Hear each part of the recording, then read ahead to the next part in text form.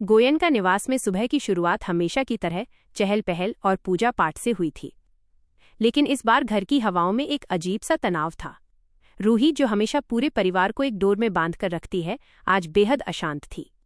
उसकी आंखों की नींद उड़ चुकी थी और दिल में रह रहकर एक ही सवाल कौंध रहा था, क्या जो सामने दिख रहा है वही सच है? पिछले कुछ दिनों से नाहर का व्यवहार पूरी तरह बदल चुका था। वो नाहर जो रूही की एक छोटी सी तकलीफ पर पूरी दुनिया सिर पर उठा लेता था, आज रूही के आंसुओं से बेअसर था। उसकी पसंद, नापसंद, यहाँ तक कि बात करने का लहजा भी बिल्कुल अलग था। दादी और घर के बाकी सदस्य इसे बिजनेस का स्ट्रेस मान रहे थे, लेकिन एक पत्नी का दिल कभी झूठ नहीं बोलता। रूही को पूरा यकीन हो चुका था कि जो शख्स नाहर बनकर इस घर में रह रहा है वो कोई बहरूपिया है। दूसरी तरफ घर के एक कोने में खड़ी अग्नि अपनी शातिर मुस्कान के साथ फोन पर किसी से बात कर रही थी। बस कुछ दिनों की बात और है। एक बार इस नकली नाहर के जरिए मैंने गोयन का प्रॉपर्टी के पेपर्स पर साइन करवा लिए, फिर ये पूरा परिवार सड़क पर होगा और हम राज करेंगे, अग्नि ने फुसफुसाते हुए कहा। अग्नि को इस बात का जरा भी अंदाजा नहीं था कि उसकी उल्टी गिनती अब शुरू हो चुकी है। अध्याय 2, रूही का मास्टर प्लान और सुराग की तलाश। रूही ने तय कर लिया था कि वो बिना किसी ठोस सबूत के परिवार के सामने कुछ नहीं बोलेगी, क्योंकि दादी और माँ पहले से ही बहुत कमजोर हैं।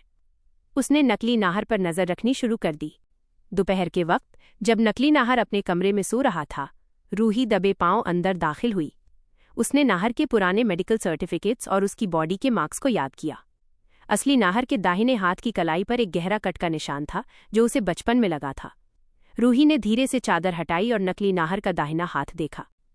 वहां एक निशान तो था, लेकिन जब रूही ने थोड़ा ध्यान से देखा और उस पर अपनी उंगलियां फेरी तो उसकी उंगलियों पर हल्का सा फाउंडेशन मेकअप लग गया। रूही के होश उड़ गए। वो निशान असली नहीं बल्कि मेकअप से बनाया गया था। रूही का शक अब यकीन में बदल चुका था। ये नाहर नहीं बल्कि कोई और था जिसे अग्नि ने इस घर में प्लांट किया था। अध्याय 3, जाल में फंसा शिकारी। रूही ने तुरंत अपने कुछ वफादार दोस्तों और एक प्राइवेट जासूस की मदद ली। उसने नकली नाहर के कमरे में एक हिडन कैमरा लगा दिया।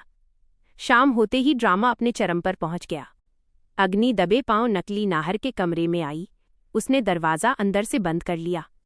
रूही अपने फ़ोन पर हिडन कैमरे की लाइव फीड देख रही थी और उसके साथ घर के बाकी सदस्य दादी, माँ और चाचाजी भी थे, जिन्हें रूही ने ऐन वक्त पर सच देखने के लिए राजी किया था। कैमरे में साफ दिख रहा था कि अग्नि उस नकली शख्स को डांट रही थी। तुम पागल हो गए हो क्या? आज तुमने डाइनिंग टेबल पर बाएं हाथ से सूप का चम्मच उठाया। असली नाहर राइट हैंडेड है। अगर रूही को जरा भी शक हुआ तो मेरा पूरा प्लान चौपट हो जाएगा। ये लो गोयन का ऑटोनॉमी के नए पेपर्स, इस पर तुम्हें नाहर के हूबहू साइन करने हैं। नकली नाहर ने अपना विग थोड़ा ढीला करते हुए कहा। अग्नि जी, फिक्र मत करो। मैंने नाहर की लिखावट की इतनी प्रैक्टिस की है कि कोई पकड़ नहीं पाएगा। बस मेरा हिस्सा मुझे वक्त पर मिल जाना चाहिए। यह लाइव वीडियो देखकर दादी के पैरों तले जमीन खिसक गई। माँ अपने आंसू नहीं रोक पाईं। पूरा गोयन का परिवार गुस्से से कांप रहा था। अध्याय 4, महापर्दाफाश, द हाई वोल्टेज कॉन्फ्रंटेशन। अब सस्पेंस और इंतजार का वक्त खत्म हो चुका था।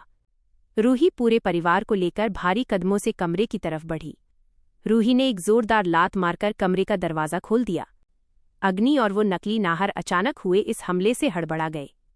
अग्नि ने तुरंत खुद को संभालने की कोशिश की और नकली नाहर के पीछे छिपने का नाटक करते हुए बोली, रूही, ये क्या बदतमीजी है?